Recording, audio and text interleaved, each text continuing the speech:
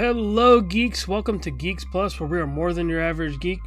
Welcome to Spooky Season 2025. Today I'll be discussing The Thing, released in 2002 on Xbox and PS2, and recently it was remastered for modern platforms by the Magician developers at Nightdive Studios. The original game is an apt example of a cult classic. Looking back at the reception, it was generally positive. The movie is also a cult classic, and the game tried some things that no survival horror had ever done at the time. I had never seen the movie or played the game until this year. I grabbed the film during one of Amazon's 3 for $30 4K sales, all the way back in January. I then picked up the remaster on Steam. Yes, I waited 10 months to watch the movie and play the game just so I could do this video for Spooky Season. The plot of the film focuses on a group of people trapped in an Arctic research base with a single alien creature that could absorb and mimic any life form it came in contact with. The game successfully dials all of that up to 11. The Thing video game takes place after the events of the movie. I was grateful that I chose to watch the film first because I was able to appreciate the experience even more. I was familiar with names, audio recordings, and locations that I came across. Gameplay is classic Resident Evil, but with a third-person camera and tactical mechanics that are akin to Rainbow Six or SOCOM. The big twist that The Thing brings to the table is that morale and trust play into how your squad reacts to your commands, an extension of themes and tension that the movie is known for. One example is that your squad mates might not even leave the room if one of those meters is low. For instance, early on, I picked up a squad mate who wouldn't come with me unless I gave him a gun. I ended up having to put my fate in the hands of my CPU ally against the enemy creatures.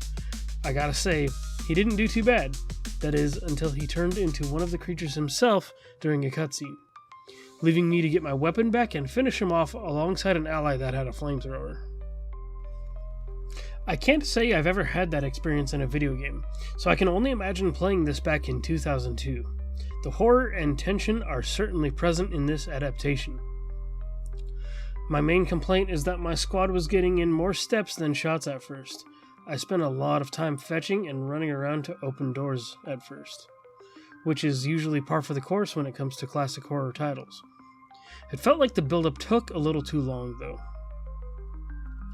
Through the build-up, I was able to take in the atmosphere and feel that tension of isolation as I'd occasionally stare into the blank horizon. Though if I stared for too long, the cold mechanic could very well take the lives of myself and my crew before the aliens did. This is the first time I've covered a classic that I have never played back in the day. Honestly, it feels like I sort of missed out. Like when I told myself I wish I had watched the movie way sooner. Simultaneously, my enjoyment comes from the many enhancements that were done via the remaster. One of them, though still a bit janky, is the controls. I didn't bother to see what it would be like to play with the classic controls, because I definitely don't miss the old tank controls from the old days. But I do think that the devs did the best they possibly could to bring that control scheme to a modern platform. The systems in this game feel like a precursor to the ones in the State of Decay series.